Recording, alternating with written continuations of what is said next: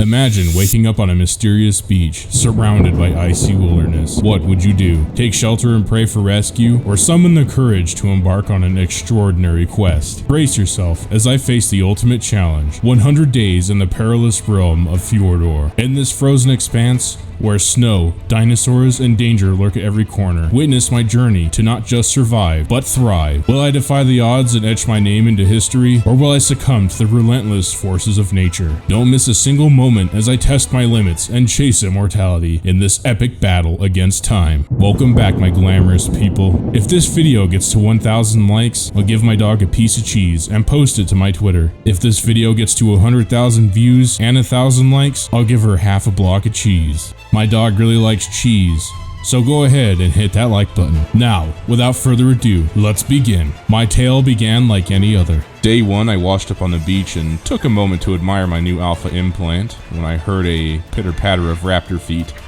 Ah yes, the locals welcomed me with open arms and jaws. And I died. Day 1 was not looking so great. I washed up on the beach in a new, hopefully safer location, and once again took a moment to bask in the glory of me being an alpha. But this Daeodon wanted to give me a reality check, and reminded me that I'm not the alpha anymore. I ran away and managed to lose the salivating sow, and began my ascent up the switchback. The beach had offered me very little respite, and I could hear the Daeodons squabbling amongst themselves about how they wanted to eat me as I slipped further away. As I headed up the trail, I started gathering resources to give me a head start on survival and hopefully some weapons to defend myself. I had managed to find some stone on the path, and this Pego stole it right away. Alright, I'm not gonna argue. Further up the way, I had stumbled upon a curious floating rock that had carvings on its surface. When I reached out, it had vanished and I felt quite rejuvenated. I knew right away that these stones held some awesome, yet suspicious power. I kept a sharp eye out for any more on my travels. They could be very important. I walked for what felt like hours. My feet were sore and my back hurt. But thankfully another strange stone lay up ahead. I grabbed it and once again felt my second wind. I noticed a small monkey wandering around and decided to offer her some berries in return for guidance. Maybe she knew some directions? I gathered what I could from the nearby brush and fashioned a set of clothes to make myself decent for her acquaintance. She was hesitant at first, but over time and a few berries later, she became my first friend. She didn't talk much, at all, actually. It was fine. I wasn't feeling very chatty anyway. Further up the path, we encountered a little compy. Most of you are familiar by now in my 100 days playthroughs that I am not a nice person, in Ark, hopefully, and I do what is necessary for self-preservation or to further my own goals. So I hit it with this pickaxe, and then another showed up, and another, and before I knew it, and before I could apologize, I was surrounded by a pack of angry and hungry compies. So I decided to lay the smack down, and I accidentally hit this packy, and it was having none of my nonsense, so I turned and ran. I thought I gave him the slip and started mining this rock to make an axe so I could chop a tree down for some wood to make a spear to better defend myself. After playing cat and mouse with this pack of compies, playtime was over, and I started laying down the law. I killed some dinos for meat and hide on my travels, and I kept my eyes peeled for any tames that could help me in my journey. And unfortunately, none fit the bill quite yet. Nearing the end of the day, I found myself on another beach with a lot of shipwrecks. Maybe there were other people here too. I hit a crate with my stone tools and was rewarded with metal ones. Seems like a fair trade to me. The gods were merciful. I'd need to find civilization if I were to survive. There, another rune. As the sun set below the horizon, I made a campfire to cook some meat to satiate my hunger, but was assailed by this tech raptor. I put it down and I ate an uneasy dinner and made torches with materials that I had scavenged in the area to keep the ground alight as I waited for the dawn. The night had brought more adversity than I had anticipated. I relaxed for just 1 second and I'm already in the gaze of a hungry predator. I took my new metal pike and tested it against this little beastie's hide. After basking in glory, I took a moment to look at my inventory, when all of a sudden, oh yeah, a Carno somehow managed to sneak up on me. You know, it's only 4,000 pounds. I dropped my belongings and made a break for water. I had almost died. And out of fear, I swam for the safety of this small rock. The Carno swam in the shallows, like a giant meat-eating submarine. Oh no, he wasn't done with me yet, and began swimming over to me. And I begged this trike for sanctuary, but I got none. The trike and the Carno had began fighting each other, and all I could do was just watch helplessly. Time for me to go. I wanted to tame that Carno. It would be a valuable asset on my journey, and I began making a trap with what little tools I had left. I opted into making it from stone. I was still shaken from the night before, and I didn't trust the sturdiness of wood. I made the trap, and hurled insults at the Carno. He guffawed, and gave chase. I let him into the trap with some minor negotiation. He really was on my heels. "When I get out of here, I'll pick my teeth with your bones," he screamed. I readied my crossbow, and said, "Welcome to the party, pal. I'm not very good at one-liners." But I did knock him out, and I took care of some of the pests in the area for their meat. And before long, Dozer, the Carno Bruiser, had seen my perspective. I apologized for what I said earlier. I just needed to get his attention, and it's the only way I knew how. "Water under the bridge," Dozer responded. He was surprisingly quite reasonable. A Carno? Really? Wow, this really was indeed a strange land. After saddling up Dozer, he and I were ready to cause some mayhem. We took out this para that got a little too nosy, like a typical HOA. No bones about it. Dozer was looking mighty spooky in this new skin that I was rewarded after defeating the Overseer in my last 100 days. But enough about that. Dozer and I had a very important mission today. I needed crystal to make the coveted spyglass, and together with Chica the monkey in tow, we sallied forth to find some mineral deposits. Little did I know I would end up going on a very wild adventure. We searched for what seemed like hours, and we didn't find any crystal. We fought many battles, and Dozer was in pretty rough shape. We took a moment to have some lunch, and after we were all replenished, our journey continued. We stumbled upon a huge fight between all these trikes and an Alpha Raptor. Best not to linger. My money's on the Alpha Raptor, and Dozer wasn't anywhere near ready for that kind of fight. We found this little yellow fellow on our travels, and I offered him a berry. With delight, he joined us. But he was kind of slow, so I left him behind. I'm so sorry, Mustard. We ended up in a small village, and after looking around, I found some vegetables. They would make for a great on-the-road snack, and I was running low on meat. Eventually, we made our way across the mountains and into this valley. I saw an Equus that I wanted to tame, and they were great travel mounts, and they also doubled as a walking mortar and pestle. I didn't know this at the time, but it was a unicorn. I was in Discord with a friend at the time, and she told me that I couldn't berry tame it, so I had to prove her wrong. The taming went all the way into the night, and it was very quiet. And things were going well, until I saw damage numbers. Dozer let out a cry, and then silence. Out of fear, I stayed on this unicorn for safety until the sun rose. The unicorn was almost tamed, and I wouldn't let Dozer's sacrifice be in vain. Everything was aligning ever so perfectly until this Dialo. It had bitten the unicorn and reset her progress to 0. Alright, carrots it is. My friend won her little wager, and I don't want to sit here again for another hour and suffer like this. Second time's the charm, and my new unicorn opened the way for so many possibilities. She said her name was Ixion, and we became fast friends.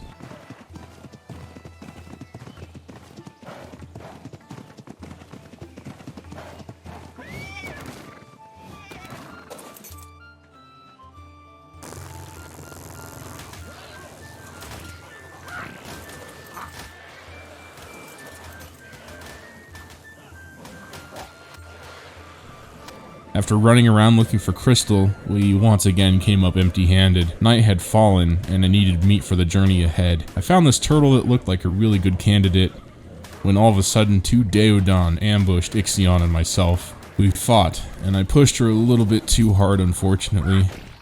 Our lives were on the line, and she fainted from exhaustion. So I grabbed my spear and readied for a fight. I would defend Ixion until she woke up, or die trying. All I could see in the darkness were the ripples of the Daeodon healing aura. And then, one came after me, and when all hope seemed lost, Ixion woke up, and we began fighting as one once more. The Daeodon began his retreat, and we gave chase.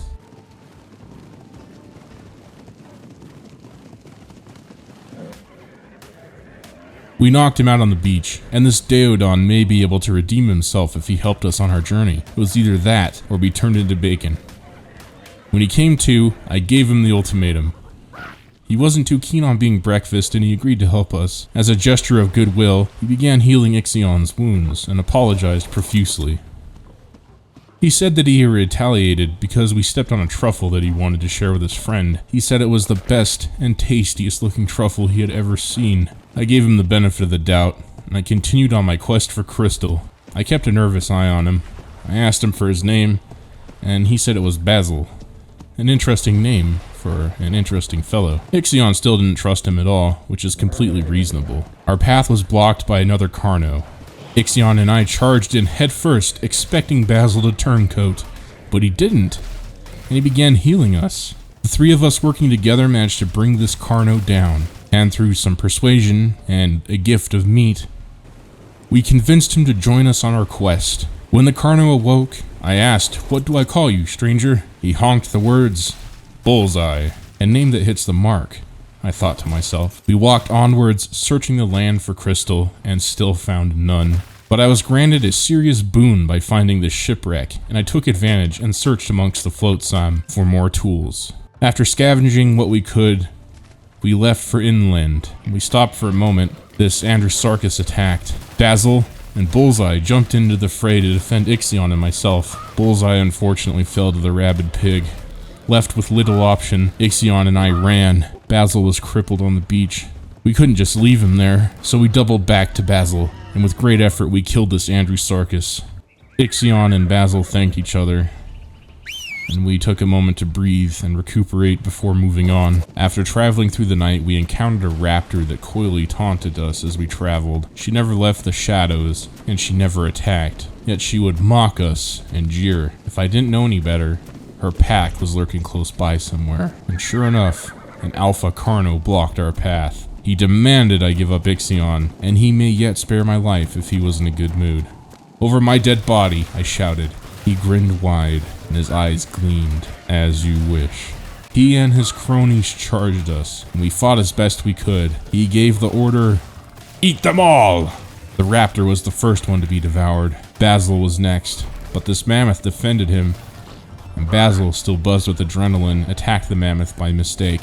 The mammoth fought us until the very end. They would not listen to reason. We managed to evade the brute after he became distracted by more tantalizing morsels. Haggard and bloody, we pressed on to find Crystal. I was about to lose hope and give up on my quest, but there, in the distance like a shimmering green beacon, there placed upon some hexagonal rocks, the precious resource that I had so perilously sought days prior. I was overjoyed, and I swam across frozen waters. I mined as much as we could carry, completely elated at our small victory. Here, I decided to make a new camp. I had the resources that I needed, and it seemed to be safe-ish. So I laid down the foundations, made a forge and a smithy from the tech dinos we had vanquished along the way. Basil and Ixion were resting quite comfortably. It did my heart good to see such a sight. I crafted Ixion and Basil's saddles so they'd have better protection from danger, and I began farming meat to make narcos, so I could tame a pteranodon and become skybound. I found one and started kicking it with Ixion, and of course it fled, and it ran right into the path of the brute from earlier. Ixion and I tried to fight, but he was way too much for us. We fled and he gave chase. He was very, very fast for his size. We managed to evade him again because he started attacking penguins. We had lost him for a moment and he sunk beneath ice, and we left him to his fate. Basil began tending our wounds once again, and after a few hours of rest, this pteranodon landed near our camp. I acted quick with my bola, and Ixion made him quite punch drunk. Basil helped with this diplo for his prime meat. Before long, Ridley joined our merry band of misfits. On day 7, I began farming the materials necessary to build a taming trap. I wanted to move across the water and establish my base somewhere on the mainland, so I was keeping an eye out for an Argentavis. But lo, did I find something even better than that. A 145 snow owl, looking fresh and ready to be tamed. I used Ridley as bait, and slowly began leading this zygodactyl-footed friend to my stone trap. It took a bit of coaxing. This practically was a cross-land flight, but we managed. I lured him into the trap, and oh yeah, in truest of glam fashion, I made the bars too big, and he flew right out. Left with little options, I mounted Ixion and began bucking at him until he flew away from high torpor.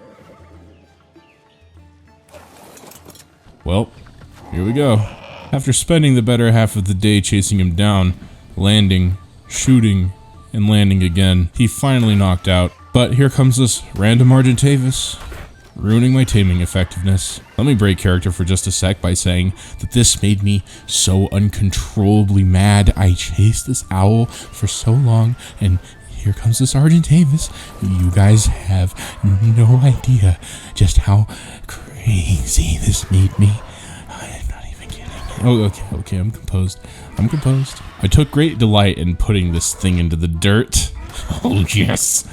I used some RG meat and tamed Hale, the snow owl. We flew back to camp, and I used the last of my chitin to make him a saddle. Hale wasn't really a chatterbox. He was very precise and stoic. A very no-nonsense kind of owl. But what he excelled at and was gathering organic polymer and laying waste to these penguins.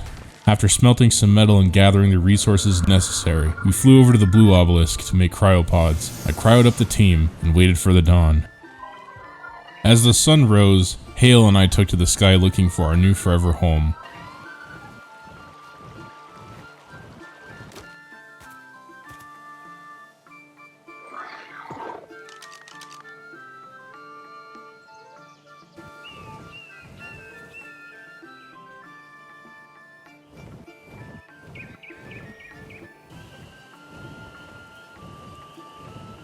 I flew all day, but nothing felt quite right.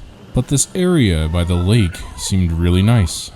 It was central and next to some metal and water. Just over the ridge there was an abundance of crystal. This area was very perfect for my needs. I played it safe in my last 100 days by living at the hidden lake. But this time, I figured I'd get more bang for my buck by living closer to the danger. It would definitely keep me on my toes. We landed and I began uncryoing everyone to begin the long day ahead of us. First, I dealt with the locals. I'd use their meat and hide to keep us fed and clothed for the next few days. I gotta say, Basil was really tanky for a little guy. After ridding the area of the prey animals, Ixion and I did some landscaping. I made some new clothes, and we all shared a moment together under the warm morning sun. Hale, however, was such a stick in the mud. He really was a serious guy, like all the time. He never laughed, he never smiled. He just stood there.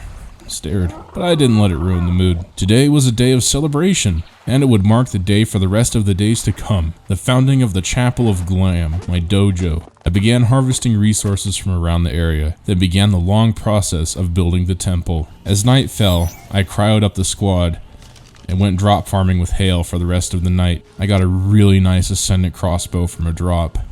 I continued the construction until the sun set and finished off the day by receiving this lance from a yellow drop. To arms, squires, defend thee from thou'st grinning dragon. Have at thee, vile beast, know thy lance, and tremble under its heft.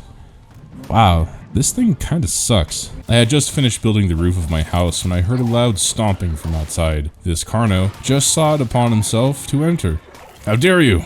I do not tolerate uninvited guests. At least give a courtesy call. This Diplo is being quite nosy as a neighbor, and he got his comeuppance. Alright. Anyone else? No? I didn't think so. I had noticed this peculiar acting piscivore walking on the shore next to my house. I decided to scope it out. Wow, look at that. I think you all know what comes next. I began bucking her with Ixion to save on some precious trank arrows. She ran away and of course I chased. I narrowly managed to dodge this capro, just barely. Oops, I don't know what happened. He just jumped at me and then he kinda turned into hamburger. Must have slipped. Where was I? Oh right, the berry. She got stuck against the wall and I committed an unspeakable act. No, not that. What's wrong with you? I just wanted her closer to my house. So I tied her up and dragged her to my front door. Alright. I'll give you the benefit of the doubt that time. That one did sound weird, but you know what? Just, never mind. I tamed the berry. And I couldn't think of a name at the time, so I just kind of left it as the default. Later that night, Hale and I went loot hunting once again. Check out these gloves. Pretty nice, huh? These are the Yarn Creeper if I ever saw them. Thanks, Allfather. The next day, I found an absolutely perfect 150 theory wandering the hills beyond my house. I made a mental note of her location, and I flew home with expedients to make some narcos.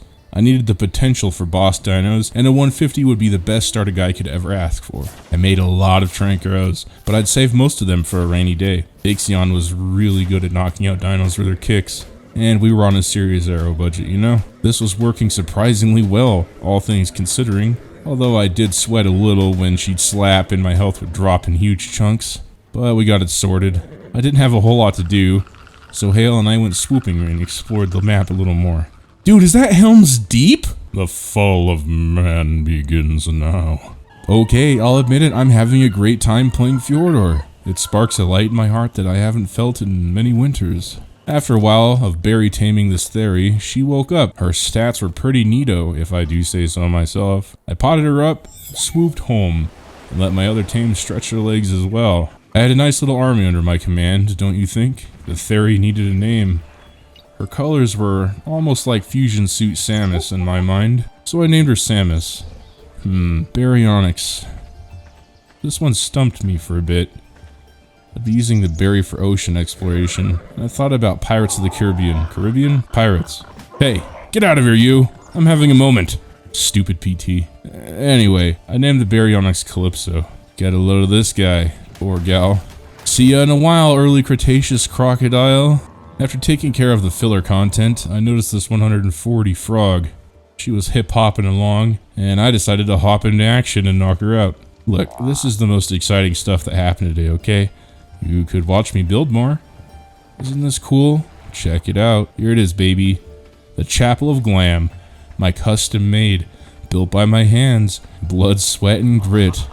Please ignore the fact that I fell into the water while trying to do a walk around, thank you. What do you mean it's a basic design? Yes, I do like my pumpkin spice latte as well, thank you very much. Now that I was properly established, I decided now would be a great time to finish my home with the basic starting necessities, such as forges and a smithy. I made Samus a saddle, and... Is she jazz handsing? What? Silly. Anyway, this 145 Argentavis literally delivered itself onto my doorstep, practically begging to be tamed. I didn't have any arrows on me at the time, and I was too lazy to literally walk 30 feet and just go grab some, so I went for old reliable. After giving this Argentavis some brain trauma, I'm really certain that kicking animals in the head can't be good. I chased her down to see what direction she was flying in, and I ran back home to fetch some trank arrows. I should have just grabbed them while I was there. I don't know. I don't know why I do the things that I do. I use the trank arrows to finish the job. Look, okay, I know that it looks like I'm a super sniping legend, but between you and me, I just edit out all the arrows that miss. It makes me look really cool. I needed prime meat because this big bird wasn't going to tame itself. So I took Samus out for a spin, and then I slapped this gator around for looking at me funny.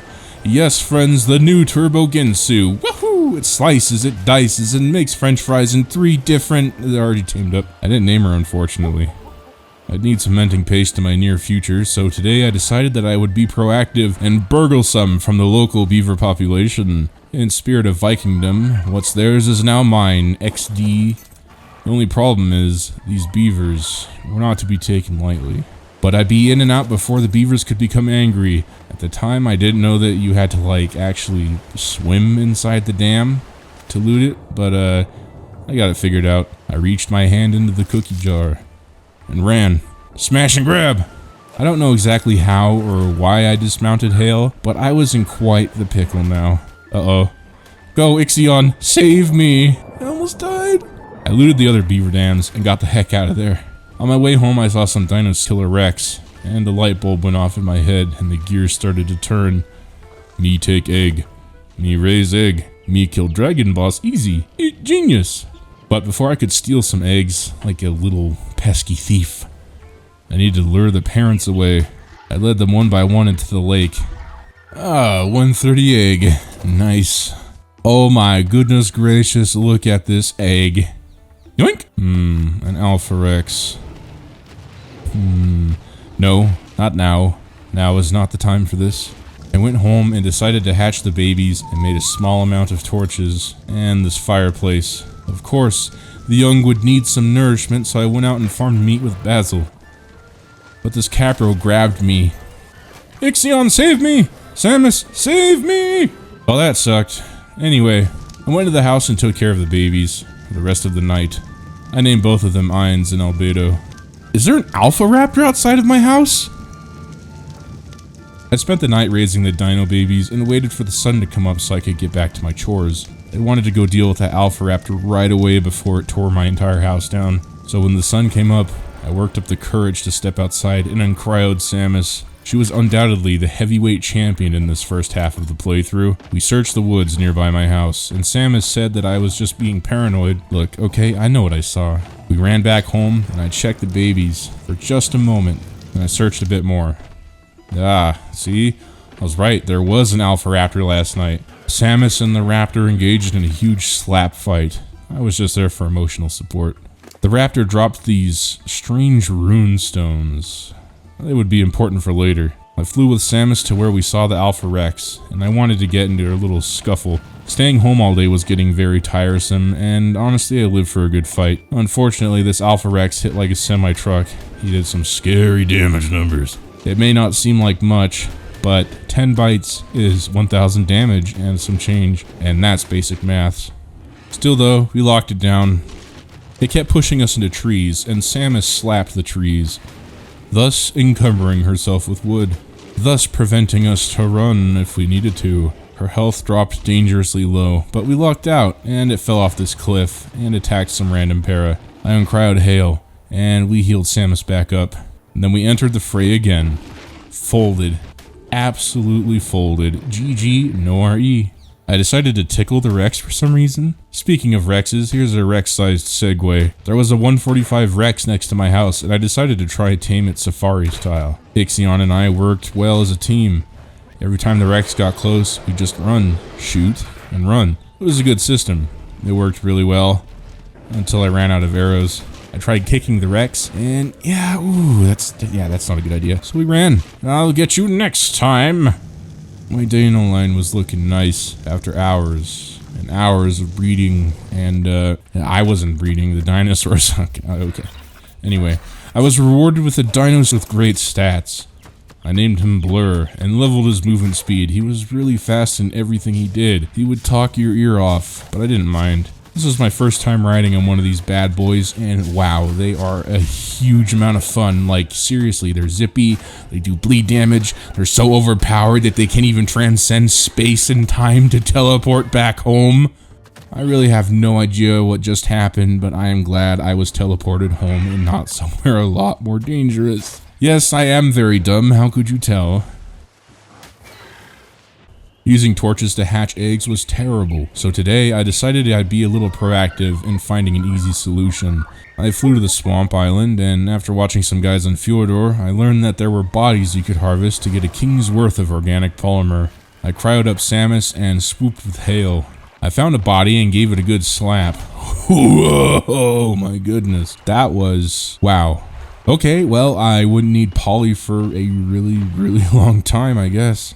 I took a moment to look around the swamp for a little bit, and it was very unsettling. Not just because the bone torches, oh no, and not just the bone piles either, and the decaying dinos, and the school bus-sized crocodiles. It was the fact that there were houses here.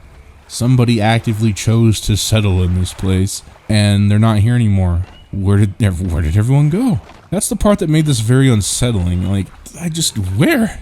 They're just gone. The swamp people, the bayous consumed them, I guess. Anyway, I had my fill of this place, and I flew home. My family was growing faster by the day, and I needed to make more cryopods. After flying home and dealing with some complaints and grievances, I decided now would be a great time to tame an Ankylosaurus. The metal atop the waterfall sang out to me, "Glam, Glam, there are a lot of alphas that spawn in the area and they can chew through stone." So I would eventually need some gates or something. I found this 145 and saved it from this hungry Carno. I brought it to my front lawn and knocked it out. While waiting for this Anky to tame, I wanted to see what a pack of these dinosaurs could really do. Yeah, well, they live up to the hype. I wanted to use them on the dragon later, but I learned that they might have patched that out. I don't know if they really did, but I didn't want to risk it later. I went out in the morning to farm up some metal, and after I got home, this Rex was just all up in my business. So I rallied the troops, and well, yeah, I wanted to eventually tame some Desmodius and made a hefty amount of blood bags. But as I was crafting, this Sarco had eyes on Hale. I'll give you a guess what happened to him. Anyway, I needed a way to store all this blood that I was accumulating, so I crafted a fridge. I was continuing with my side project when all of a sudden, oh my precious, no. The Alpha Raptor almost broke into my house to get the other baby that I was raising. Samus and I were having none of it. There, precious, into the cryopod you go. Okay, I know they're just ones and zeros at the end of the day and terribly programmed AI, but this is the Tamagotchi effect. You put in the time and the effort and raise these dinos from an egg, and then you grow attached.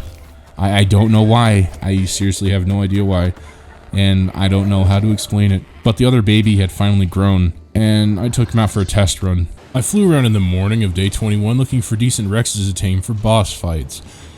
I just know there's going to be a comment coming up about it, so here's my response before anyone types anything. Yes, I am very aware that shadow mains are on this map. Yes, I am very aware you can bring them into boss fights. No, I didn't discover shadow mains in this playthrough until like day 56. So it would be far too late to breed for mutations and good stats anyway, now that we got that out of the way.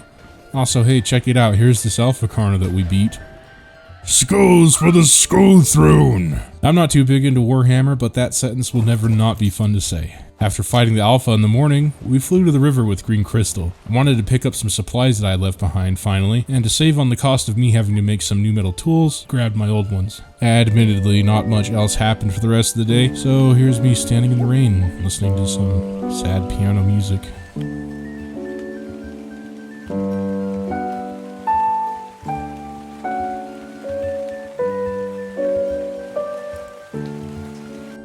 Today I found myself in a most dangerous place. I had flown to the volcano in search of oil deposits. I heard rumors, and from some YouTube guides, I could find some here. But I didn't pay attention to the exact location because the desire to explore was strong. I did, however, get yet another gosh darn mammoth saddle blueprint. This makes my third 100 day series where I am absolutely bedeviled by mammoth saddles. They're a curse and a blight upon me. My children and their children's children will find nothing but mammoth saddles in life. Mark my words, 300 days total, 40 mammoth saddles. An estimate, yes, but it sure does feel like I am laden with these stupid things. Anyway, nuclear meltdown aside, I decided that I would tame some dung beetles while I was here. The only problem was I didn't have any poop to give, but I'm pretty big brain when it counts, and uncryoed Samus, and then cryoed her again, and repeated this process a few times until I had the necessary amount of dung. Nintendo, please don't send me a cease and desist before my career even starts, please. お金がないからといって訴えないでください. I tamed the first beetle, and look at how proud I was.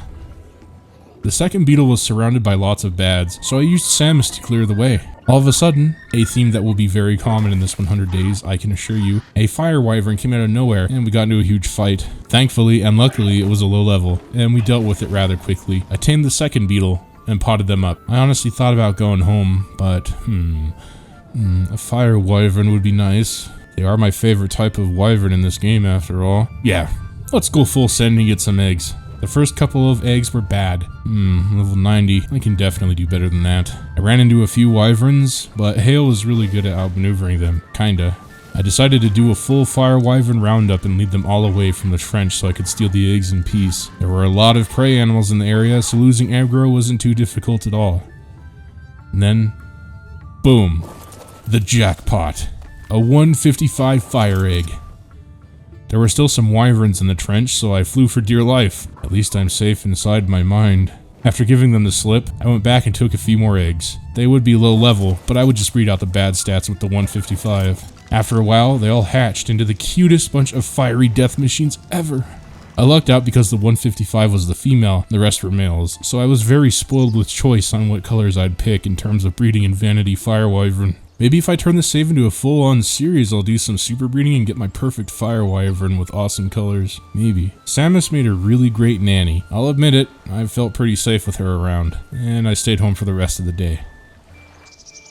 Normally, I'd like to find the start of my boss army around day 11, so I was falling behind. The goal was to beat all 3 mini-bosses, then the big 3 on Alpha if I could, and then fight Fenrir Sulfur. Today, the mission was to find Rexes. Yes, you heard me right, Rexes. What? Glam using Rexes for his boss fights? Is this the end of days? Pinch me, I must be dreaming. What have you done with the real Glam? No. I chose not to use aloes this time because after 200 hours of hearing them growling and stomping, it can really grate on your nerves. Besides, I used them in my last playthroughs and I wanted to do something different to keep myself entertained. Plus, I never made Super Rexes before, so it'll be fun. It'll be fun, he said to himself. Time to go find some Rexes. Spoiler alert, I did not find any Rexes. None that would meet my obscenely high expectations and standards. Wow, I really am becoming just like my parents. Weird. Anyway, after searching everywhere just about, I found a really nice looking snow owl. Since I didn't have the means to make a trap, I tried taming her the good old fashioned way that Wildcard had intended. I shot and flew and shot for the rest of the day. I'm kind of bummed out. I managed to trank her out, but my 1650 was going supernova, so it lagged a bit. Honestly, my PC struggled to run Fjordur without a lot of frame skips, but it's okay. After she tamed up, I named her Snowblind and flew home. For once in this playthrough, I saw Hale smile. It was love at first sight.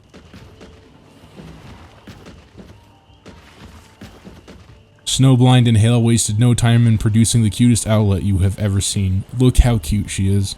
I got the wee babby imprinted and left once again to find some decent Rexes to build my army. I managed to find 2 really good Rexes and Safari style tame them. I don't know why I enjoy taming stuff like this, it's just so fun to just be in the nitty gritty instead of hiding behind a trap. Of course, there are exceptions, like Gigas and Kakarodontosaurus. Anyway, I had 2 high-level Rexes to start, and that was something. As the sun set, I fought this Alpha Carno all the way into day 25.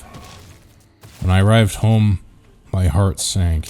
Alpha Rex had spawned at my base.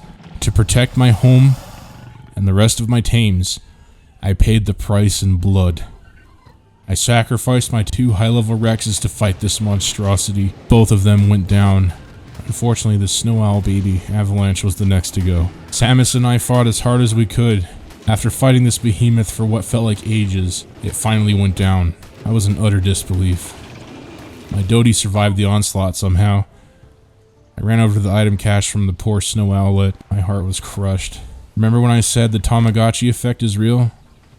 Yeah, it hit me really hard just now. I took a moment to survey the damage and began more breeding as well as repairs. The Alpha Rex put a primal fear into me, and I needed to protect my tames by making more troops to patrol the area. My plan was to raise decent wyverns and let them wander the area to protect our home. I stayed back and imprinted. I finished off the day by repairing the roof of my house. We're right into the action on day 26. I started recording just before taming this guy. I almost forgot. Oops.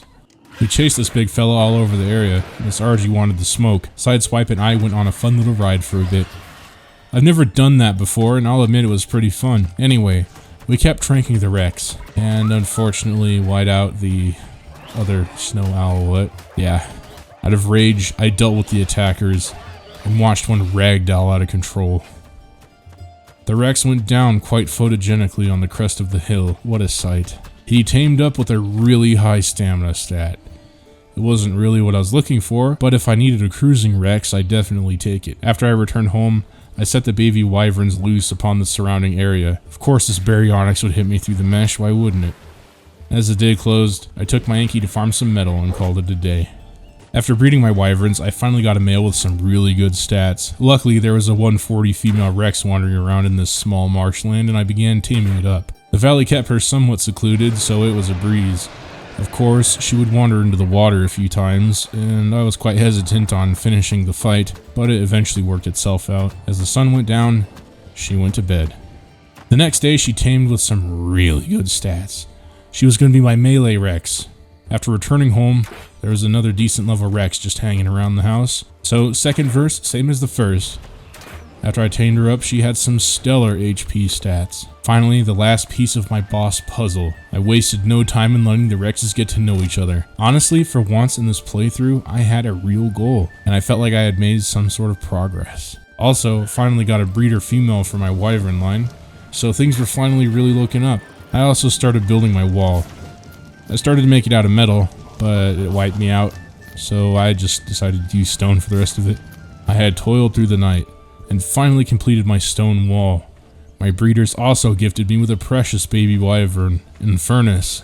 An army doesn't march on an empty stomach, so I made a few feeding troughs so my dinos wouldn't go hungry. Relatively. Until I forgot to fill the troughs, of course. Spoiler alert. But today would not be that day. With the help of Samus, I farmed berries and meat to keep my dinos happy and fed. I decided to let my tame stretch their legs again in the safety of my new upgraded base. It was a most joyous occasion. The Deinonychus had their little spot, the wyverns could bask on the rock, and all were free to mingle and commiserate amongst themselves as I prepared for the night's festivities. I placed some more drums down and began to play as the sun set. My real playing was quite terrible, so here's this instead.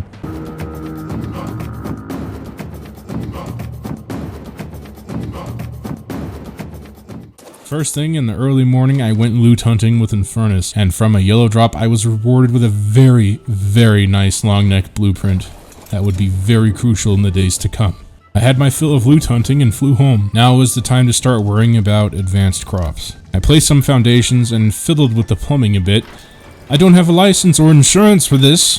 The only problem was, I needed some crop seeds, and I quickly found out that farming for them in a normal fashion simply wasn't working. So instead of just flying around and gathering the seeds, I decided to go about it in the roundabout way and try and tame an iguanodon to make the seeds for me. Yes, I am very aware that harvesting the crops at the cabins gives you seeds. Anyway, she was there if I needed her. I ended up calling her Iggy. Also, this Bronto stepped over my wall somehow, so yeah, Bronto burgers. The iguanodon just sat there for the rest of the playthrough, unfortunately. Didn't use her once.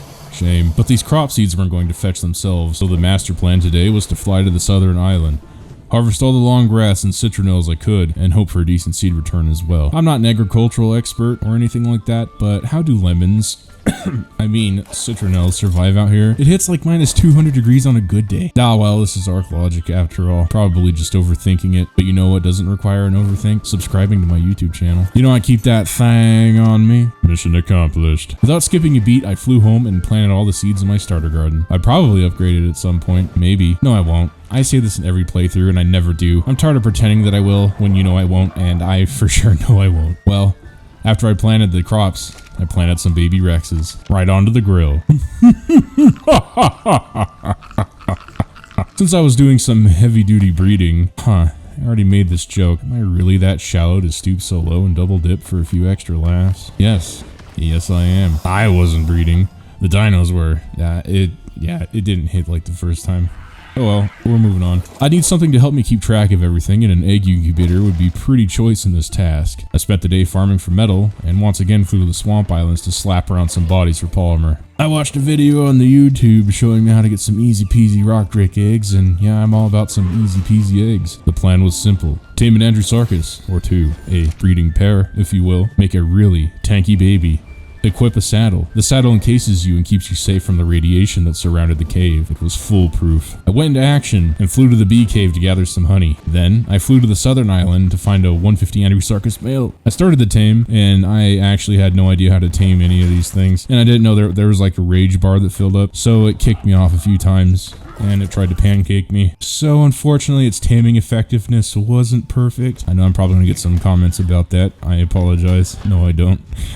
But that didn't really matter. I had a goal, and nothing was going to stand in my way. Having a wyvern close by was pretty handy to reset its aggro, and after some tasty honey and some frustration IRL, he was mine. Now all I need was a high-level female, and I found one. Rinse repeat. Finally had part 1 of the master plan. Yes. I named it 2 Andrewsarchus, Cammy, and Drewby. They made a wee bab, and I named it Mac. He was an honorary little fella, but I would need that energy for this to work. Just in case anything happened to little Mac, hopefully nothing would, Drewby and Cammy had another baby, named Tony.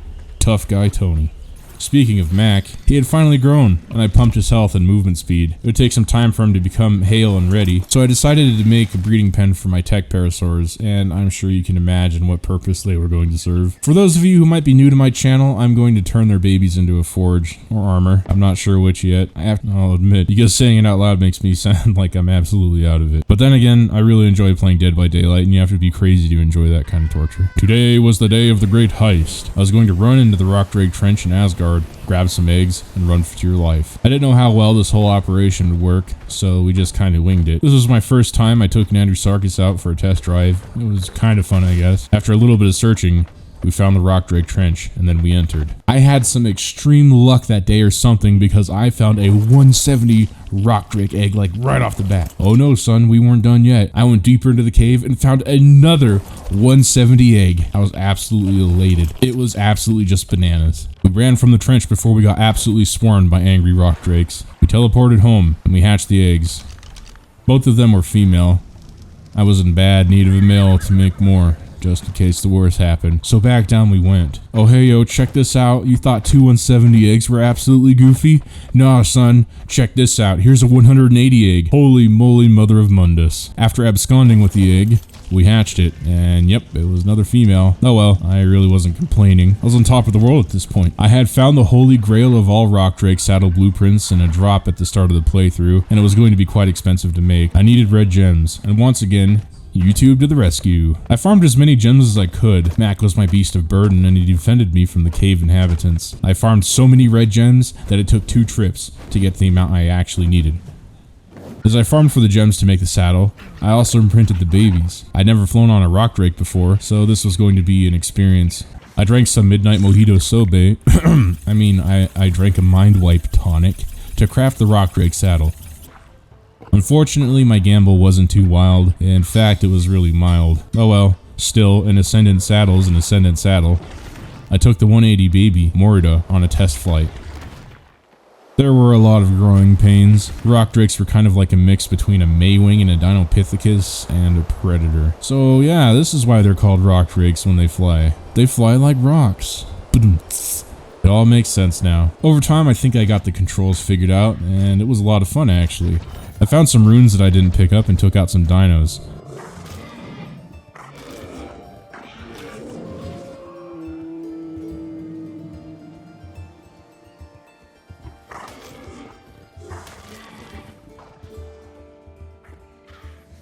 After some wanton massacre, we glided home.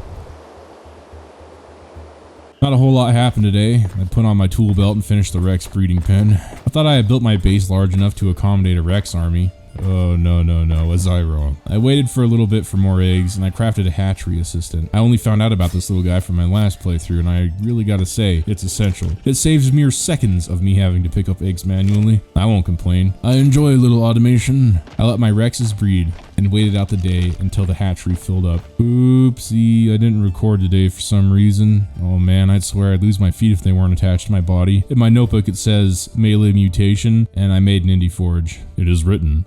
So it is done. Speaking of notes, it just says I ran a cave, so let's watch the footage.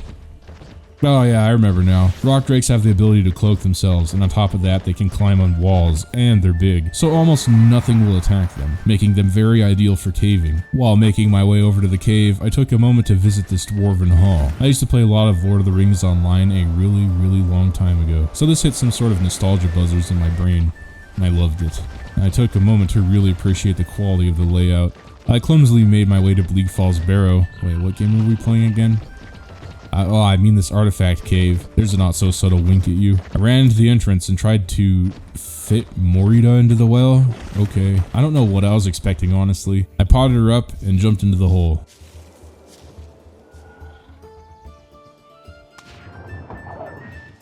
I took a moment to look around.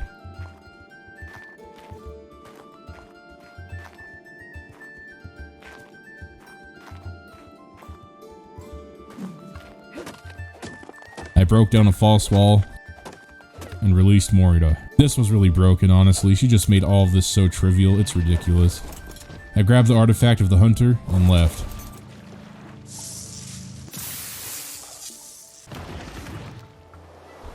After gliding home, I was gifted a baby Rex with yellow on its back.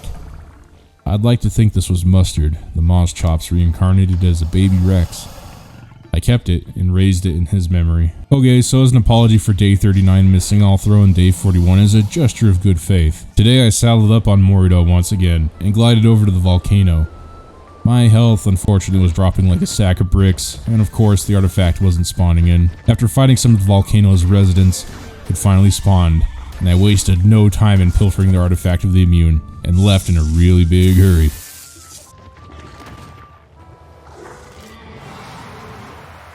I took a moment to look at my wyvern guardians as well. That's a sight of majesty if I ever saw one. But it wasn't doing me much good flying over the ocean, so I called it back to the beach.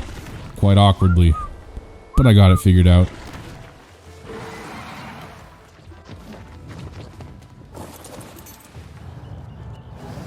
I went home and raised more young. Love was in the air here at Glam Ranch. I hatched a ton of babies today, and then I cooked most of them in the grill or the forge. Baby back ribs. Okay, morbid jokes aside, let's cha-cha slide into day 43. Some people play video games to decompress after a long day at work or school. Seems that nothing goes right. Your shoes don't fit, car won't start. Your crush goes after another dude. Your goldfish signed up for a Ponzi scheme. Then you lose all your money and your house becomes repossessed by the bank. So, you fire up a nice game of Ark Survival Evolved to forget for a little while. As you hear the main title theme play triumphantly, you load up your save of Fjordur, and then you load in. Today you think to yourself, I really want to tame a Desmodus. That would be stress-free and fun, right? Oh no, you silly fool. I had tamed a Moz Chops and named him Fjordur. Get it? Fjordur? Fjordur? Alright, not my best work, but you try coming up with funny jokes when moving day is mere weeks away and you haven't locked down a place to live yet, huh? Alright, the game. I tamed a 145 Desmodus today. It went relatively well, all things considering. Most of my armor was broken, and hey, I just became monetized, so I won't be showing you guys my character's rocking body. Sorry fellas, I know how it is. A simple process such as this took all day, but hey, here we are, one Desmodus richer. I wasn't done yet, however, in my quest for bats with batitude. I needed a breeding pair. Taming one of these things made my hair turn white IRL, and it was an experience that I didn't want to do again for a little while at least. I flew back to the southern island to check out the scene there. I managed to somehow get the attention of this Spino. He kept shouting wallet or something. So in retaliation, we ate him. Hey, it was self-defense, okay? He ran at me first. After casing the joint, I found a 135 male. It wasn't a 150, but in this situation, a 135 is better than a none 35. Once again, Fjordur was the Fjordur. I wish I had my microphone on for this because this really did get a big laugh out of me. Just the silliness of the situation, and just look how funny the Moz Chops looked. Anyway, I managed to tame the 135 male easily. Finally, a breeding pair, I would dare say. I went home and wasted no time, and I was gifted one of my favorite tames in this playthrough, Isabella. She would be the pillar that holds this fiesta of a playthrough from collapse. I noticed earlier in the playthrough that flyers couldn't travel inside of Asgard. Well, I mean, they can technically, but I'd have to go back to the menu and then get all that figured out. Nah, it's not for me. I'm already here. After leveling Isabella, I took her out to explore Asgard for a little while, and after flying around for a few minutes, I found a waterfall with some gotchas nearby. I didn't really know how to tame them, so I just started throwing random things down. I even made a sanguine elixir, but this didn't seem to work. Oh, speaking of which, now that I remember, I had a comment on my 100 Days Lost Island video saying that it was quite sus that I knew game mechanics implemented in the last few years after claiming that I hadn't played Ark for 7 years up until very recently. Well, my guy, you might be aware of this, but there's this thing that's been around for a few years, a platform, if you will, free for entertainment and learning. It's not very well known. In fact, I'd say it's quite obscure, but I'll let you all in on the secret as a celebration for my newfound success on this said platform. Ready? Come closer. It's called YouTube. Maybe you've heard of it? Yeah. Crazy. You can watch tutorials on it for almost anything, from fixing a car to learning about a game you haven't played for a few years. Not to mention a smorgasbord of other 100 Days videos where you can learn some neat stuff. Watch mine first though before you go watch anyone else's. Cool, right? Yeah. And it's free. Wow! Gadzooks! I flew around the map today looking for a super predator, a giga or a car binks if you will. I wanted to start the world bosses here very soon, and I'd supplement my lack of boss dinos with some super weapons instead. I flew around for a long time and found nothing, like, at all. Even after a few dino wipes. Defeated, I glided over to the volcano to check things out. I found myself in a Magnosaur cave and figured, why not? Since I'm here, I might as well. Activating stealth mode. I found some alright eggs, I guess. I took care of the nest guardian and swiped the eggs, then I left before I melted. After 10 dino wipes, Waiting around, I decided to do another Giga sweep, and I did the rounds on the island until my luck had finally paid off. Lo, there in the valley below, a 150 R Giga, looking fresh as a daisy for the tame. I went into full panic mode for a moment, but I steeled myself. I took care of the dinos that surrounded the area and laid down a trap. It took a few tries, but yeah, I got her in. I began the long process of knocking her out. She eventually went down, and I was left with only 8 darts. I was cutting it close. I was really worried I wouldn't make it, but me being a classic scatterbrain, I forgot the narcos. Oh my god. Upon realizing my mistake, I hurried home as fast as I could. I'd only have a minute or so before the Giga woke up.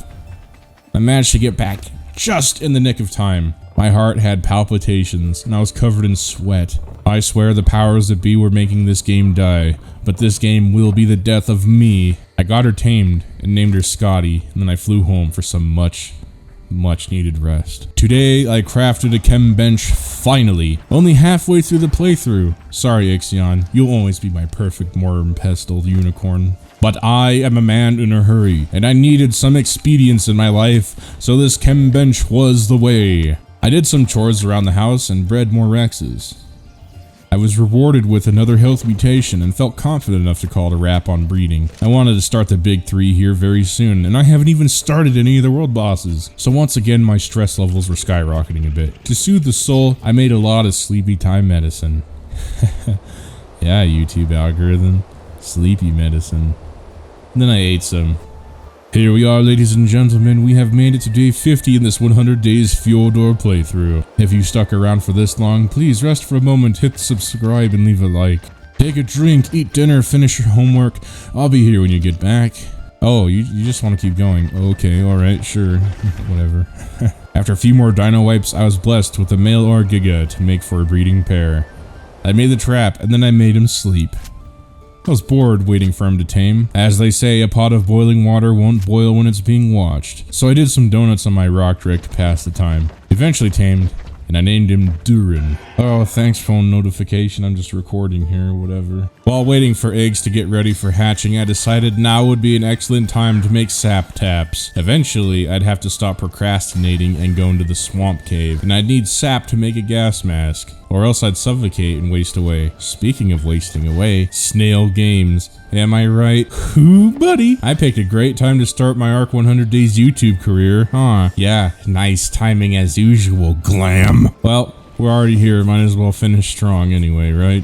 Anyway, watch as I glide into part 2 of my master plan, or my masker plan. Haha, that's that highbrow humor that all you subscribe for. I went to the volcano because I had noticed that days ago you can gather black pearls down here in the Magmasaur pit. So that's what I did. I harvested an okay amount of pearls, enough to get me by. I need some of these to make some absorbent substrate. On my way out, I spotted this absolute unit of a car, but I didn't have the means to landslide tame him. Not yet. So, part 2 of my master plan, tame some Diplos. Or was it part 3? I lost count. I'm a YouTuber, I'm not very intelligent. In my Lost Island playthrough, I used Diplos to tame 2 cars, and I'd be doing it again here in Fjordur as well. So I went out and found a decent pair of Diplos and started off right. The 2 Gigas I had tamed last week were growing up big and strong. Just like me. Look son, it's been rough. We're on a kibble budget. I can barely afford to pay the bills. You want some high-class gourmet stuff when we're on store brand. I had to cryo and then uncryo him a lot, but eventually he saw things from my perspective. I just stayed around the house for the rest of the day, honestly. So let's just say go to day 53. So this is how it ends, huh? You slave over a hot GPU all day, cook and clean, and this is the thanks you get? Yeah, some Mother's Day. Ymir, another baby Giga, tried to eat me. I can't believe it. My preparations for the World Boss Tour was nearly complete. All I had to do was wait for the baby Gigas to grow up, but they were just one slice of bread in this destruction sandwich. I needed that car for because reasons. So I made the Diplos breed, but I also needed to free up some cryopods as well. So I freed up a lot of old tames and leveled some old Rexes to act as guardians to wander the forest near my house, just in case anything would attack my humble little hut. The baby Argigas had grown, and look at them, so mighty, so beautiful. I'm a parent in the stages of joy. Tomorrow I would go tame that car. I glided to the volcano and hid my tames behind this rock. As I laid down the trap once again, I was using Nublitz's trapping method. I'll leave his video in the description. But thanks to watching I Don't Skate's 100 Days playthroughs, I learned that you can just trap these dudes with metal billboards. Well, that's a cheaper alternative. Wish I knew that before. Yeah, I wish I knew that before I decided to slam dunk all of my metal into these dino gates. I got the car's attention, and I thought things were going well, but unfortunately he glitched and he wouldn't eat my Baby Diplo peace offerings. I was literally in the 5 stages of grief and denial at this point. I sunk a lot of resources into this trap. He was in. I didn't want to leave. He would bite me a few times and my armor eventually broke and I even died once. At this point I was just shaken and upset. I respawned on the volcano's beach and ran back to my corpse and tried again. After much frustration, I finally got him tamed. And yes, for those of you who are wondering, I did remember to use a sanguine elixir. I went home shaken but stronger than the day before. Let now for Rex spawn at my house now. I dare it. I named the car Ulumog and leveled him. If you know where Ulumog is from, let me know in the comments. You'll get a heart from me and a thumbs up. It's all I can really offer. I also leveled Gloin, another baby Giga. I was just about ready to lay down the thunder on the world bosses. Alright lads, confession time. I broke, I'll admit it. I gave in to temptation and bit upon the forbidden fruit in the garden. I downloaded some mods. I downloaded Auto Engram and Dino Storage. I had a taste of the good life and I couldn't go back. I would apologize, but I'm not sorry. I kinda like it, and I won't change. I mostly did this because I was good and sick of logging in and out, switching between PvE and PvP to use cryopods. 5 minutes adds up, quite frankly, and I'm on a time budget IRL. I haven't even begun to pack. I spent the day leveling the children, and then I let them heal. Today was the day. Things would be quite different after this. That's right, I was going to beat Bela today. With my Giga army plus 1 car, there's no kill quite like overkill. We fought the Queen Bee, and you can probably guess how it went. Come on, like 6 Gigas and 1 car. Yeah, it was like doing laundry. She got washed and folded, my dude. Thor was the big boy and got the killing blow, so he was rewarded with this Ascendant Giga saddle that dropped from her. I felt bad. I imagine the surprising amount of parents that actually watch my videos would understand. You get one child McDonald's, you gotta get them all McDonald's. I also fought Hottie and Skull as well. This fight was a bit tougher, but we locked it down. I tried to fight Steinbjorn, but I was dying way too quickly, so I left.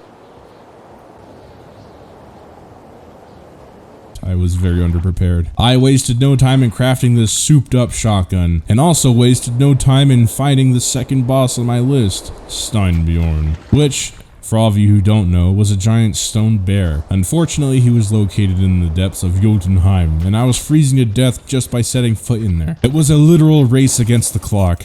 I eventually found the slumbering giant's cave and proceeded to do what I do best, ruin things.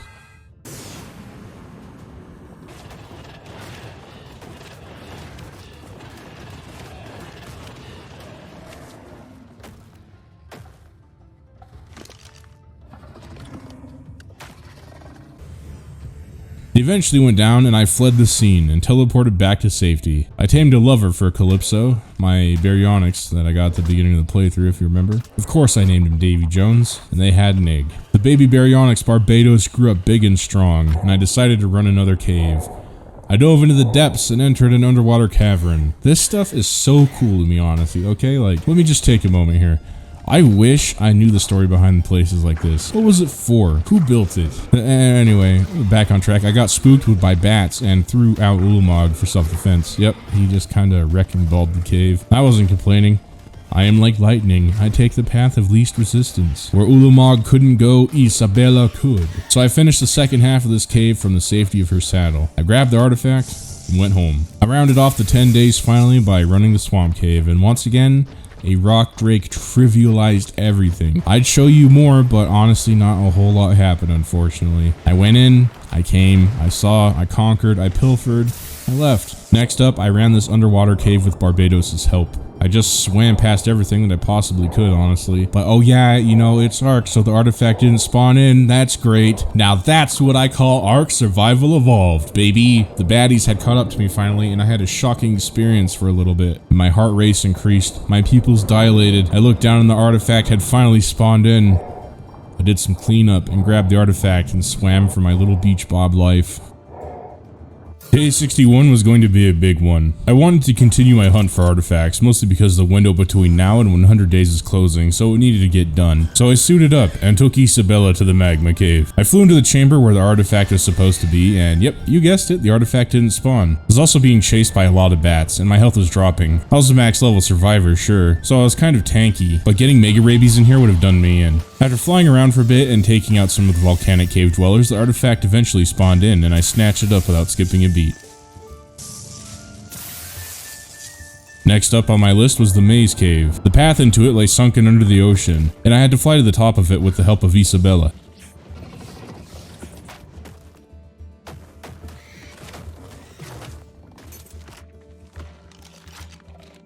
After clearing the path, we entered into the maze.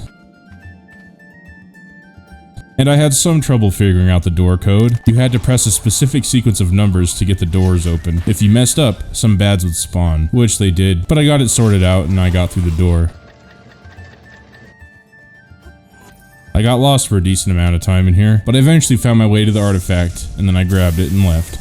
From doing some research on YouTube, I had learned that there was a lot of black pearls in the Poison Wyvern Trench in Vanaheim. I found the cave and used Ulamog to clear the path. Of course, I had a gas mask on me, rendering the Wyvern's poison spit useless. I needed a lot of black pearls because I wanted to build a tech replicator, and at some point I wanted to craft myself a nice set of tech armor for the rest of the playthrough. This is the very same survivor that I beat the island on Alpha with. Hey look, okay, I busted my rump to get this stuff. I'm not about to reroll. I farmed as many pearls as we could carry and teleported out of the zone.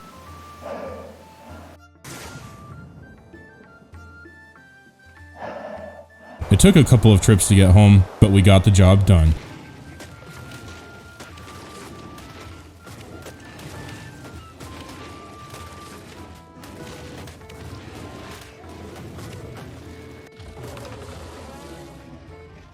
On day 63, I did another world boss tour and farmed element today. The world bosses were on a 1-hour cooldown timer, so I couldn't spam them, unfortunately. But eventually I had enough element to finally get myself a tech replicator built. Next stop was a full set of tech armor. I craved it, needed it, had to have it, no questions asked. Tech armor is a lot like being a YouTuber, you know? You work really hard for it and spend hours on that grind, but when you finally get it, you just really don't know what to do next, if that makes sense. On day 64, I decided to stay in the main realm today and finish farming for black pearls in the volcano. I had finally gathered enough pearls to craft myself some tech armor, but I guess I miscalculated a little bit, so once again I went back down to the volcano to rectify that mistake. Ulamog and I started the massacre. We cleared out all of the magmasaurs and I started farming a lot of pearls. I gathered a good amount and then went home. Then I crafted the final part of my tech armor. Around this time of recording, Transformers Rise of the Beasts was announced, and you already know, I dyed my tech gear red and blue, just like Optimus. I only needed 2 more artifacts and I'd be done for the rest of the playthrough, and I didn't want to wait around, so today I decided to wrap it up.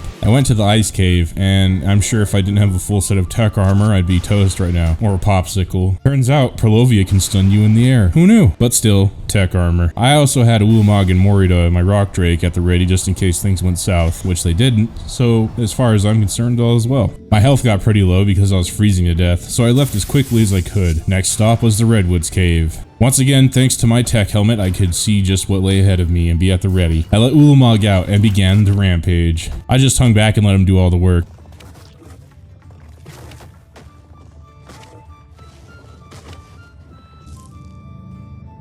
Don't worry, I made full use of my tech armor and checked loot drops as well.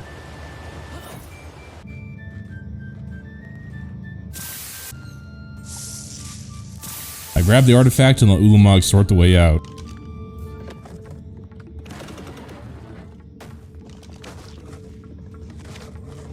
On day 66, Ulamog and I went around the worlds to farm for tributes.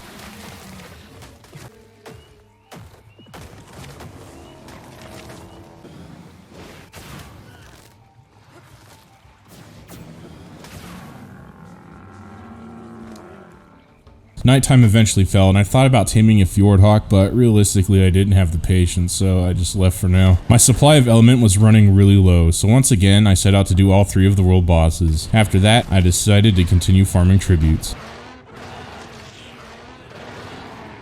I downloaded another mod to check out. It was called the Upgrade Station, and I wanted to see how overpowered it was, and yeah, it was kind of busted. You could upgrade a Rex saddle from primitive all the way to ascendant, then make the saddle into a blueprint, and then bam, presto, instant ascendant saddle. I can see the benefits. Normally I would be opposed to such things, but if I'm being quite honest, I was starting to feel a little burnt out on Ark at this time, and I wanted to make it easier on myself for once. So that's why this mod exists in this playthrough for now. I understand if that makes you upset, you can close the video now. Okay, now that they're gone, let's continue, legends. I bred another berry for deep ocean exploration. Barbados was kind of slow in the water, and I wanted one that was bred for speed. I needed to go into the abyss eventually to farm Tuso tentacles, and I wanted to either tame one or Moza, just because. While waiting for the baby to raise, I flew around and scoured the land for a really good Yudi, but unfortunately I turned up empty-handed. Today was the big day. I went to the ocean and dove deep into the abyss. The fact that I was surrounded by big sea tames in this zone was really unsettling. It didn't take too long for me to be attacked by a plesiosaur. After vanquishing it, I continued on my quest. I thought about turning around. Oh, too late. Yep, an alpha mosasaur found me. I almost crapped my pants. It chased us, and I took shelter underneath these bones. Then I let it have it. I fought this leviathan all day, and we ended up on the shelf of the abyss, then back down to the bones. After 20 minutes of harrowing fighting, we smote the foe, and I claimed its tooth as my reward. We swam around again, and I admit this was a little too much for me right now. The game must have known, because another alpha mosasaur attacked us. We fought it off, and I swam away. So I took the opportunity to teleport onto dry ground. I was overjoyed that we had escaped intact. After my moment of jubilation, I headed home. I had a mission today. Tame a mosasaur. That was the top priority.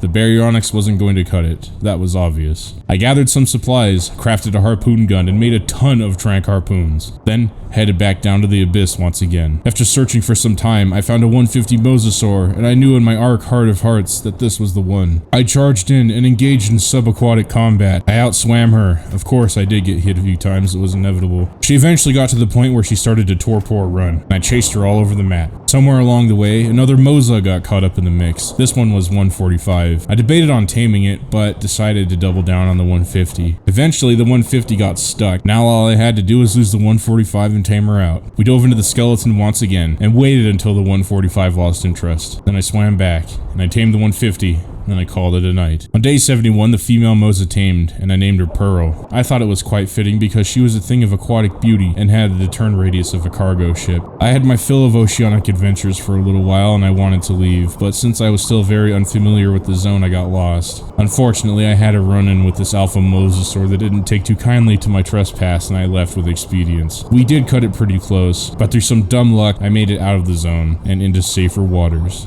I released her into the small pond near the back of my house, and she seemed like a fish out of water, but she would keep most of the gators, berries, capros, and piranhas away. I really needed to stop messing around. The clock was ticking, and I really needed to Yudi for my boss army. After searching for a while, I stumbled graciously upon this 150. I absolutely needed this, and wouldn't let anything get in my way. After a little back and forth, I managed to knock it out, and just chilled as it tamed. Now that I had all the artifacts I needed, and I had most of the tributes at the ready, I decided it would be a good time to prepare for the Megapithecus boss fight. It was all hands on deck now. I pulled my wyverns, rexes, any dino that could lay an egg for a useful purpose that I would not say for fear of this big yellow circle. On day 74, I was still missing some tributes for the big three bosses. Most important of these were the Titanoboa Venom and Thylacoleo Claws. So back into the Redwoods cave I went. I did a full sweep of the cave and had my fill of gloom for a little bit, so I decided to leave. On my way out, I ran into this Alpha Rex just minding its own business, and you all know how I feel about that by now, I'm sure. Our battle would be legendary, and my desire for combat would be slate.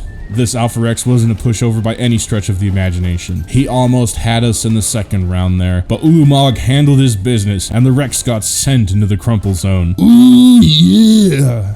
Ulamog was the Fjordur undefeated super heavyweight champion. Much to my chagrin, I dove back into the abyss. Turns out my feelings were quite justified. Yep, you counted that right, that's 3 alphas chasing me. 2 Mozas and 1 Tuso. I didn't need the Mozas, but still I needed that alpha Tuso eye. In the chaos, I somehow managed to lose the 2 alpha Mosasaurs, and then I just had the alpha Tuso chasing me. I set Pearl to attack, and I shot at it with my tech rifle. I figured 2 forms of attack would be better than 1. We chased the alpha Tuso around for for a little while, but like all things, it came to an end. I earned myself a lot of black pearls and more tributes. Since I was in the neighborhood, I figured I'd try and tame a Tuso while I was down here. I found this low level Tuso and decided to take its tentacles, and I was almost ready to leave for the day. Then out of nowhere, this 140 Tuso literally snuck up on me. If I didn't put my spyglass down in time, it would have grabbed me and I would have had a little taste of that genre of anime that isn't rated for children. I used pearl as bait and popped some squid pearls into its maw, and then it was mine. Not a whole lot happened today on the day of our Ark 76. I just stayed home and leveled Rexes. Check out this epic gaming replay. I really don't want to repeat myself. Repetition is the echo of stagnation, breeding monotony, and stifling growth. So we shall just roll into day 78, shall we?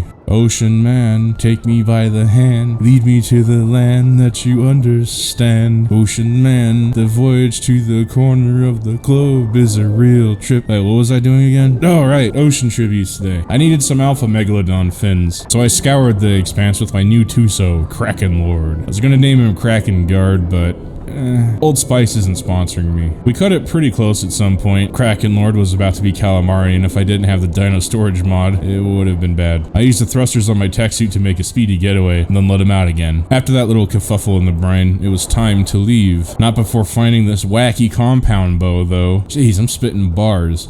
Absolute bars. The plan today was to get some gigahertz for the Alpha Dragon fight, and well, yeah, I went home empty-handed. I did a few dino wipes to see if they would spawn in faster. Nope. Day 80, I flew around and finally found 2 cars. They weren't gigas, but they would do. Gigahearts dropped from them as well. At this point, I wasn't going to complain at all. I plucked the gigahearts from the cars true, and swiftly sought Yudi lungs anew. Alright, here we go. We're gonna start the bosses. For full disclosure, my people, my glamorous people, I didn't use the upgrade station because, while yes, on a longer playthrough, it was a boon, but I wanted to see how I could do these fights with primitive saddles. My Rexes had ballpark 60 to 70,000 HP and over 1,000 melee. I got too close to this thing and oh, well, yeah, it's stuck on me now. While I'm on a bar of pros, check out this little limerick. I encountered the Megapithecus with lamprey stuck upon my body. It looked quite suspect. Oh, what luck! But one Rex refrained from entering the battle arena. A twist in the story. Quite the puzzling enigma. Genius. Okay, here's another one. You ready? I faced the brood mother, parched and on the brink, nearly passing out.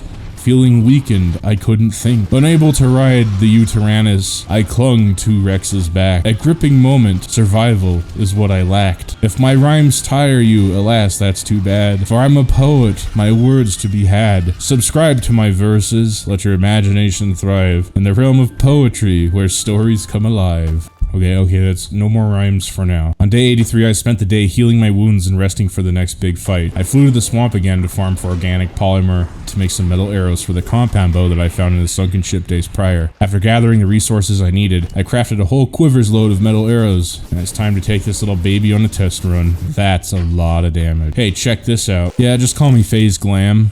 I'm an MLG Pro.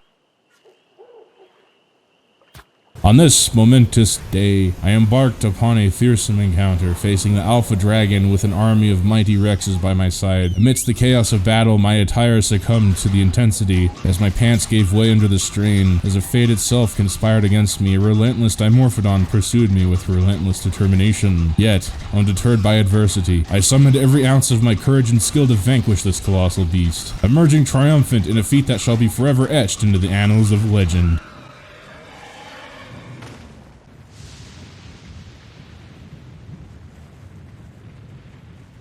I once again found myself in the depths of the abyss because I wanted to tame a mate for Kraken Lord, but alas, nothing spawned in. So I gave up and just left. When I say nothing spawned in, I really mean nothing spawned down here. I don't even know why. I'm not sure how or why or when, but I only had a few weeks left in this playthrough, so I was just gonna let it be. Haha, just kidding, you thought wrong. Once again, I went into the abyss, but once again, I was the one who was pranked because nothing spawned. After being bamboozled, utterly bamboozled, I decided it would be a good time to prep for the Alpha Fenrir Sulfur fight. I had never done this before, so my nerves were shaken. Despite that, I made my Rexes stand tall on the platform of the volcano. I saw another Alpha Rex wandering around, and remembering my personal vendetta against them, went into action. This time I mixed it up, and oh, check it out, here comes Moridar with the RKO. Bam! Another win! Today, amidst the ebbing tides of destiny, I found myself locked in a timeless clash with Fenrir Sulfur, a name that reverberated through the ages. My trembling hands tightly gripped the very fabric of my reality, sensing the weight of imminent confrontation. With bated breath, I ventured forth, stepping into the ethereal arena where legends are forged. And that pivotal instant, the culmination of our arduous journey surged through my veins, electrifying my spirit. With unwavering resolve and our hearts aflame, we charged, an unstoppable force, a symphony of courage resounding through the heavens. For Odin, the All-Father, and for Asgard's hallowed sanctums, we fought our valor, a blazing beacon against the encroaching darkness. Though the tempestuous battle claimed the lives of noble Rexes, their resolute sacrifice etched upon the annals of history, we stood unwavering, indomitable. The biting frost assailed my countenance, a testament to the harrowing tempest we faced. Yet, undeterred, our mettle shone through. Amidst the chaos, we emerged triumphant, vanquishing this primal adversity. For we were the harbingers of destiny, the embodiment of victorious legends. This is it, the twilight of my time in this realm. I hadn't forgotten my quest. Nay, I remembered my vow to the All-Father. I needed to collect the rest of the runes to become worthy. So days 89 through 93 were me collecting the rest of the runes I needed to ascend. And here's the quick montage.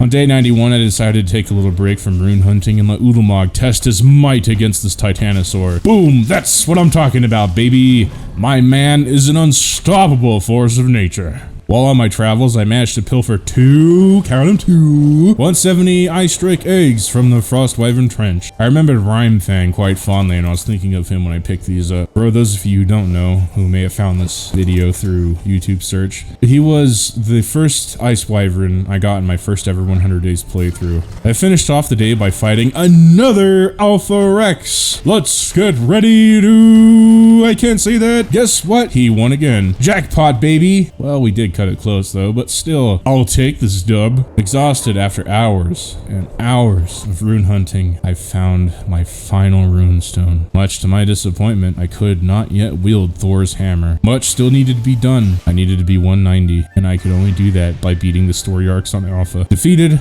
I went home. Hey, who's this? Oh, it's you! 愚かな者よ、再び私の家にやってきて喧嘩を仕掛けるとは。君の弱さは言うまでもなく驚くべきものだし、礼儀も知らないようだ。しかしそうだ、我々は再び戦いで出会い、誰が真のアルファなのかを決着させよう。ヒントをあげておくが、それは私だ。私こそがアルファだ。ははは、さあ、子供たちよ、餌の時間だ。君の小さな侮辱など私には意味がない。餌食にされる覚悟を決め。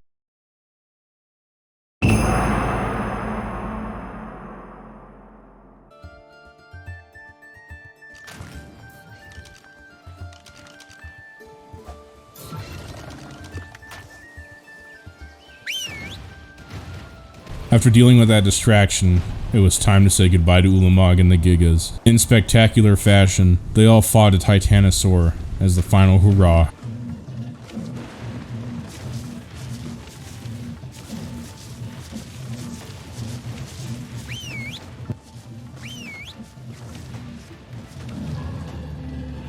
Ulamog and I shared a moment on the grassy plains of Asgard. My children were in good hands now. Ulamog was a fit father figure for all of them, and I knew they would all grow up right. I took the final moment to look at the splendor and the glory of my Gigas, and I teleported back home. I had accomplished all that I had set out to do.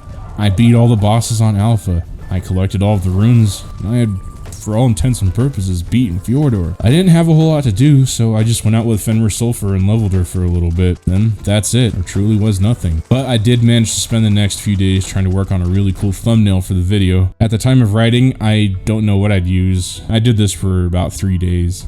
So in the midst of me collecting runes, I had tamed a white tech rex that I thought looked really cool. So day 99, I crafted him some tech armor, and I named him Galvatron. It was an easy decision, but for those of you who don't understand, Galvatron is a character from Transformers.